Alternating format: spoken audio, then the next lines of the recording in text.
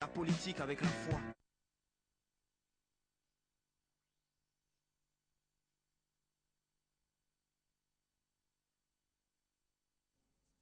Bon dimanche, merci de rester fidèles à nous. Mesdames et messieurs, nous vous encore merci de votre fidélité sans cesse renouvelée à notre émission. Le point chaud de ce dimanche, l'invité, M. Jean-Marie Samba, DG de Télé 50, coordonnateur de la visibilité 5 chantiers, professeur d'université, homme politique et journaliste aussi. Nous vous retrouvons encore une fois, c'est pour parler pays, la République démocratique du Congo. Nous avons beaucoup de sujets aujourd'hui et c'est le souhait aussi de la population de rencontrer M. Jean-Marie à travers les écrans pour suivre au moins quelques analyses. Nous vous remercions et bon dimanche. Bon dimanche et bonne année, parce qu'on ne s'est pas vu depuis le 1er janvier. Exact. Comment ça va d'abord? Ça va, merci, M. Jean-Marie. Oui. D'abord, vous vous portez bien, Télé 50, ça évolue. Oui, ma foi, Télé 50 se porte même très bien. C'est un peu inattendu, hein, parce que je ne pensais pas qu'après un an et quelques mois maintenant d'exercice, Télé 50 allait être une télévision de référence, pas seulement ici, dans notre pays, mais en Afrique francophone. On reçoit beaucoup d'encouragements qui viennent de partout. Je remercie par cette occasion tous ceux qui nous suivent et qui nous encouragent.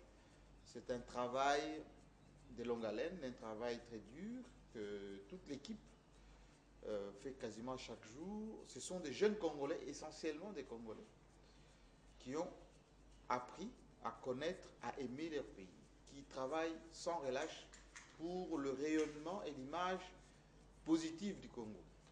Donc, cette année, nous allons proposer un nouveau format, j'espère, qui va plaire également à ceux qui nous suivent, et surtout qui va travailler d'une façon inlassable pour que notre pays soit également présent sur la scène internationale, surtout sur la scène médiatique, que la voix du Congo soit transmise, que notre vérité, notre point de vue également soit compris. Ça devrait être, on va dire, la mission de quasiment tout le monde, mais bon, on essaie chacun là où il est, c'est de faire ce qu'il peut. C'est les 5 chantiers, volets emploi, hein, Télé 50. Oui, c'est à la fois, oui, on a créé 80 emplois, sereines, des gens qui sont payés régulièrement, qui voient les carrières évoluer, l'air social aussi.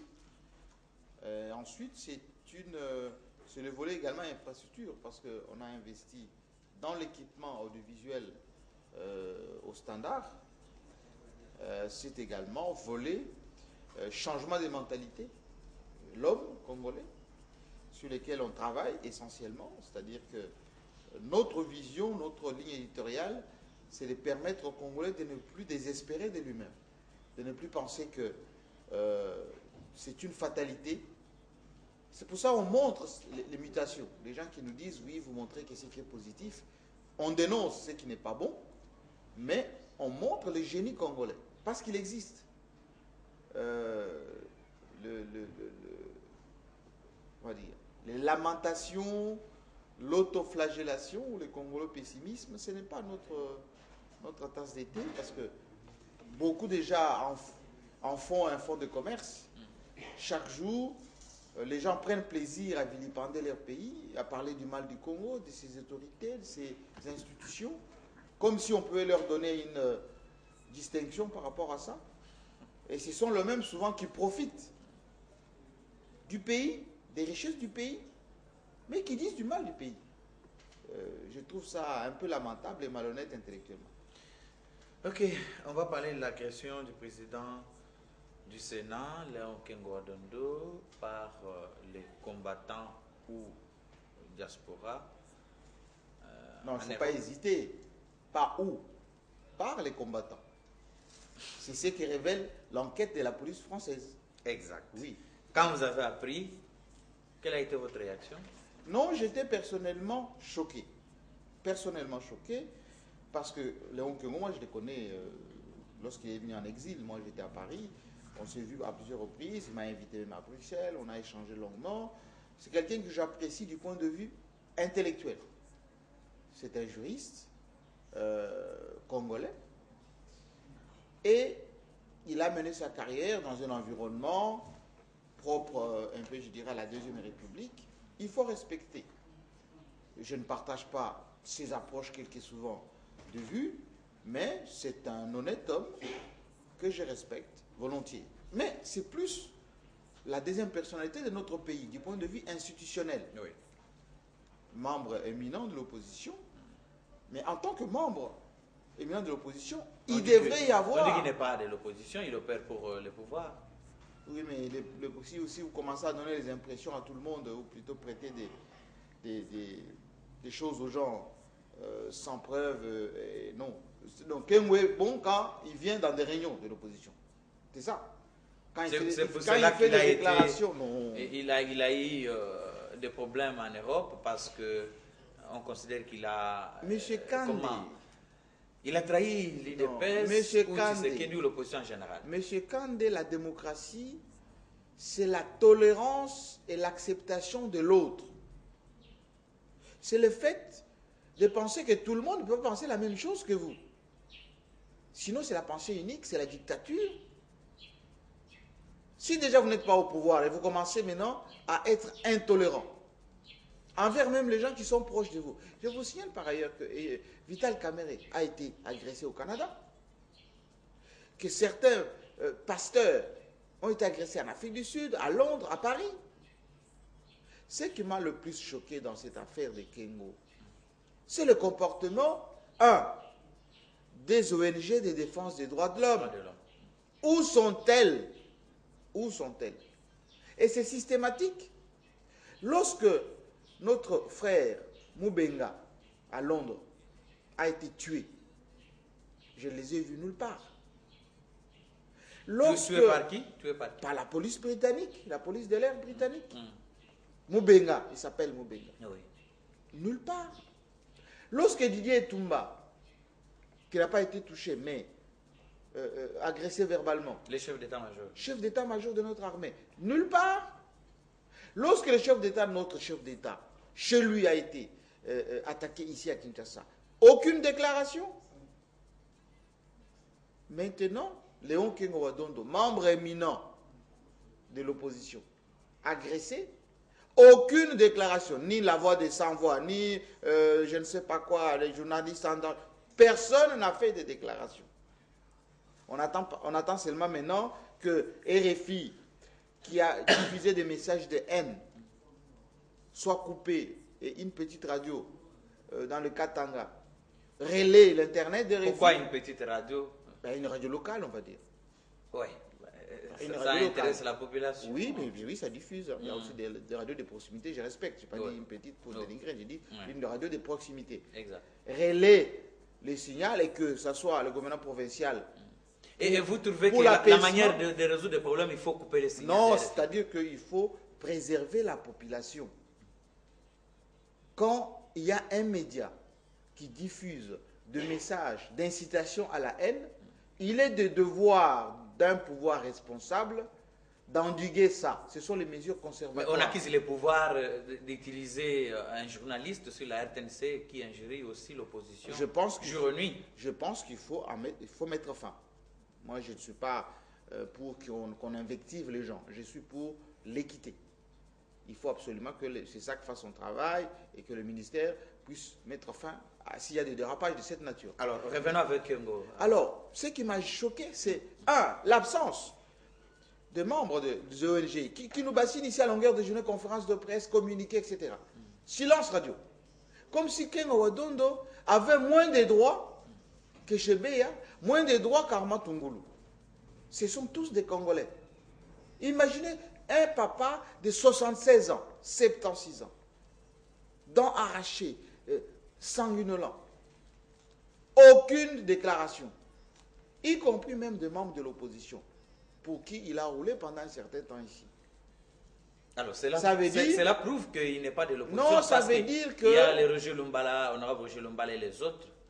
Ils sont au moment où... Ça veut dire que quand vous êtes de l'opposition, vous avez carte blanche. Vous pouvez tabasser comment il s'appelle, l'honorable Kazadi, Kazadi, en Gandanjika, jusqu'à le faire fuir en forêt. Vous pouvez chasser François Mwamba à Kabe Kamwanga. Il n'a même pas voté. Le ministre Tchongo, vous pouvez le tabasser comme vous voulez. Il va même se déguiser pour échapper à la mort. Vous pouvez bourrer les urnes en Bujimaï, partout. Vous avez carte blanche. Et vous pouvez même aller tabasser le président du Sénat. Parce que vous êtes de l'opposition. Selon vous, quelles sont les revendications? Non, il n'y a pas de revendications. C'est le comportement d'intolérance qui n'est pas digne de notre pays. Vous savez, dans la diaspora, il y a des millions de Congolais. Et là, ils me suivent. Qui ne partagent pas ce point de vue. Aujourd'hui, vous verrez, ils vont revenir dans notre pays pour travailler. Parce que maintenant, le vote est terminé. Nous allons maintenant reconstruire notre pays avec tous ceux qui ont la passion du Congo. Mais quelques personnalités de la majorité condamnent la manière dont le ministre des Affaires étrangères exerce son travail. Il dit qu'il n'est pas à la hauteur, il ne maîtrise pas la diplomatie congolaise. C'est ce qui crée un peu de problème. Non, ça n'a rien à voir. Ça n'a strictement rien à voir. Le ministre Tamboué fait le travail comme il peut, avec les moyens dont il dispose. L'instrumentalisation de la diaspora n'est pas du fait des ministres Tamboué. C'est le fait de gens qui sont en mal des discours politiques. Et on crée des ministères fantômes. Dernièrement, il y a eu... Je peux finir ma pensée? Oui, vous allez finir. Juste ajouter quelque chose par rapport au ministère de diaspora, les Congolais vivant à l'étranger.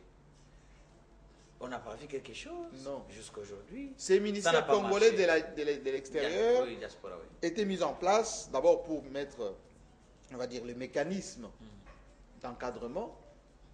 Peut-être qu'il n'y a pas eu, on va dire, expertise efficiente dans le chef de ceux qui ont eu l'animation de ces ministères. Ça, c'est ce qui est évident. Et avec le remaniement ministériel, ça a été mis de côté. Et je peux vous dire qu'avec le nouveau gouvernement qui va arriver, ce ministère va revenir de plein droit. Et moi, je suis militant de ce que la diaspora doit bénéficier de la double nationalité. Il faut qu'il y ait un débat de fond au Parlement pour que ça soit mis à l'ordre du jour. Il faut qu'on parle et qu'on pense structurer l'encadrement de la diaspora une fois qu'elle arrive ici. Surtout au moment des élections, permettre aussi aux Congolais de voter. C'est ce que je viens de dire. Voilà. Double nationalité, leur donnant accès au vote. Ensuite, voir de quelle manière on peut encadrer l'investissement de la diaspora, sécuriser leur investissement au pays, et en même temps, avoir aussi recueillir leur point de vue par rapport à la marche du Congo. Ça, ce sont les revendications évidentes qu'il faut absolument mettre au goût du jour. Mais c'est jamais, vous êtes d'accord avec moi qu'on communique mal. Hein? C'est ce qui crée des problèmes entre nous, qui sommes à Kinshasa ou à travers le pays, et nos frères. Non, ce n'est pas une question de mauvaise communication, c'est une question du développement d'un discours de haine et de jalousie. Parce que quand dans le chef, n'est pas informé, j'ai pas fini. Non, ils sont très bien informés, nos compatriotes. Oui. Il y a aujourd'hui Internet, il y a les téléphones. Beaucoup d'ailleurs viennent ici et repartent. Il y a une frange des politiciens, essentiellement de la Deuxième République, qui n'acceptent pas qu'il y ait une génération aujourd'hui qui travaille. Une génération qui a fait ce qu'on appelle la coupure nette avec les pratiques du passé. Et cette frange-là de la classe politicienne développe un discours des mensonges. Par exemple, ils sont en train de dire un peu partout, oui, le Congo est vendu, il y a des Rwandais, etc. Oui. Faux. Ils sont en train de dire, oui, là-bas, on a vendu le pays, et rien n'appartient au Congo. Faux. Et ils développent souvent des mensonges et honteux. La dernière, le général Kaloumé est arrêté à la NER. Mais pas plus qu'hier. Kaloumé a donné des images où il était en train de jouer au tennis tranquillement à Kinshasa. Et on dit aussi qu'il était malade. Eh bien, il est en bonne santé, il est là à Kinshasa. Oui.